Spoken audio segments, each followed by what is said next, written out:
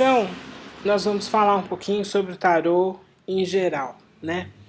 Então, ela é um exemplo, essa nossa lição é um exemplo das lições que vocês podem encontrar, irão encontrar no curso do tarô. Esse curso, ele está estruturado em 5 módulos, sendo que o módulo 1 vai abordar esses temas: introdução ao tarô egípcio, a origem do tarô e a origem do tarô egípcio. Depois vamos falar um pouquinho sobre Tote, quem foi e a sua importância para o estudo do tarô egípcio. No módulo 2, a gente fala sobre o arcano, sobre os diferentes baralhos de tarô, as chaves para entender e consultar o tarô e também a forma ou formas de se consagrar as cartas. A partir desse módulo, então, aí a gente trabalha exclusivamente com o tarô egípcio. O módulo 3, nós vemos os arcanos maiores. No módulo 4, os arcanos menores. E o módulo 5, então, nós temos as diversas tiradas que podem ser feitas com as cartas. Claro que no módulo 3 a gente tem algumas tiradas, e no módulo 4 também, porque a intenção é que vocês não só aprendam o significado das cartas, mas também comecem a jogar. Bom, então, falando sobre o tarô, muito se pergunta sobre a sua origem, né? Nós não temos uma fonte certa sobre a origem do tarô. Muitos dizem que ele veio do Oriente Médio, outros da África, da Ásia, da Índia, do Egito, da China, e são várias as hipóteses de seu surgimento. Nós temos a hipótese de que ele surgiu na China, por volta de 1100 depois de Cristo. Depois ele foi levado para a Europa pelos cruzados, né? E ali na Europa ele se espalhou. Temos a ideia de que ele foi levado para a Europa pelos árabes. Outros dizem que foi pelos ciganos no século XIV. O fato é que, a partir do século XIV, ele entrou pela Espanha e depois se espalha pelo norte da Itália, principalmente nas cidades de Milão, Bolonha e Ferrara. O que a gente pode falar desses primeiros jogos, né? Se diz que esses jogos não tinham numeração, somente símbolos, e eram muito usados para divertimento e para as artes divinatórias. Uma atividade essencialmente feminina. O primeiro relato que aparece a respeito desse jogo de cartas é de um monge alemão por volta de 1377.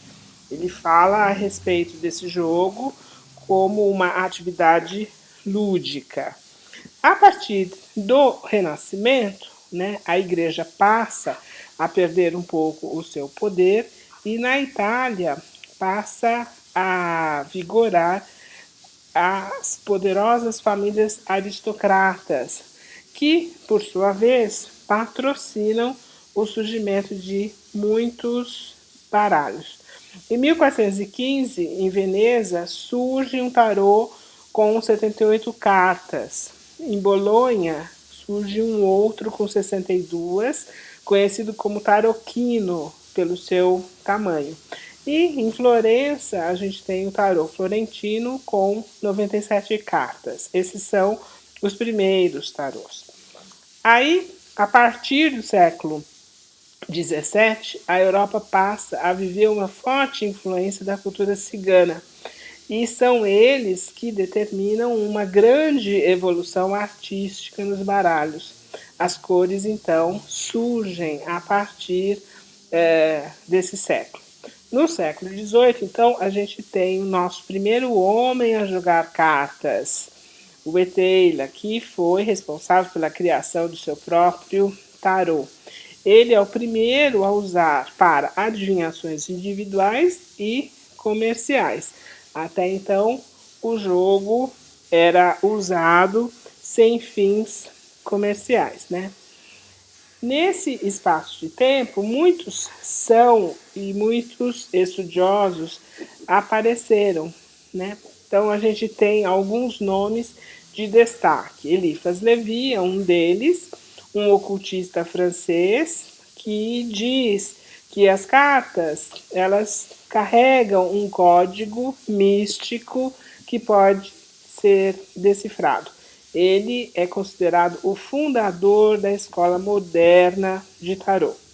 A gente também tem um outro francês chamado Antoine Comte de Gebelin, que levanta a ideia de que o tarô ele é o lendário livro de Thoth.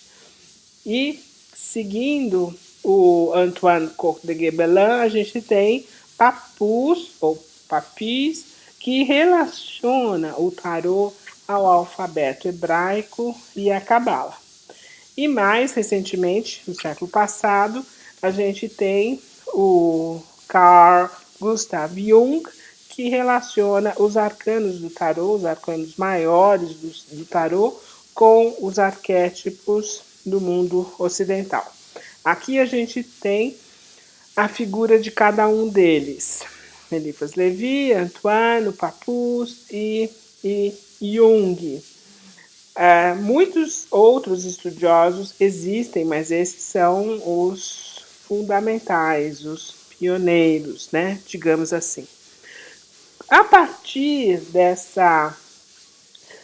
desse crescimento do tarô, a partir do Renascimento, a gente vai encontrar muitos tipos. O tarô de Marsella é originado na corte de Visconti, em Milão, e até hoje é o mais popular.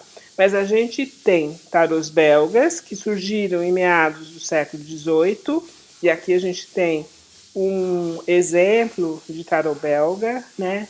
À esquerda do tarô de Adam de Rothot e à direita de Jacques Vieilleville, a mesma carta, o arcano 16 e as formas de representação um pouco diferentes entre eles.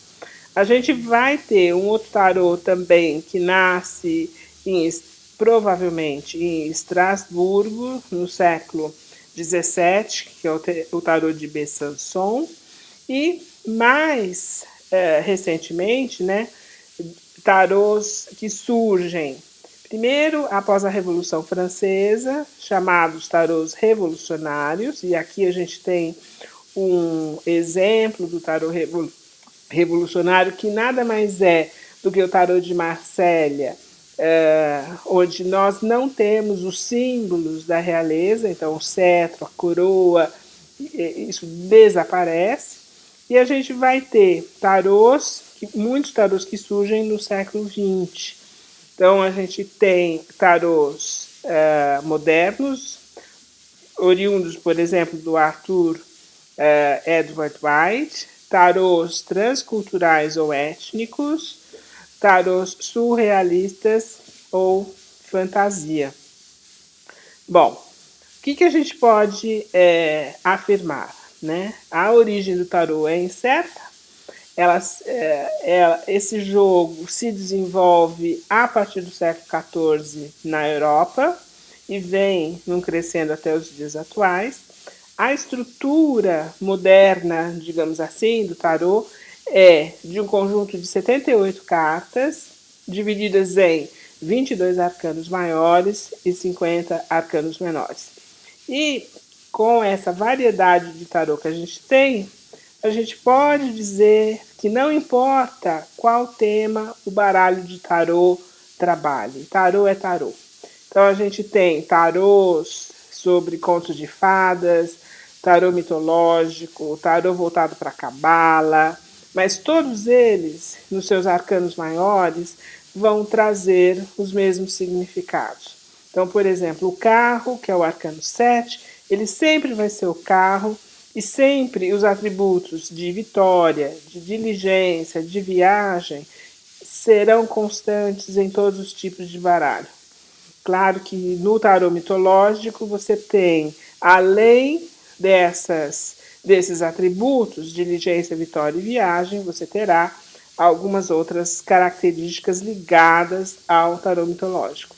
Então, nós temos o tarô clássico, que é o tarô criado entre 1400 e 1900, né?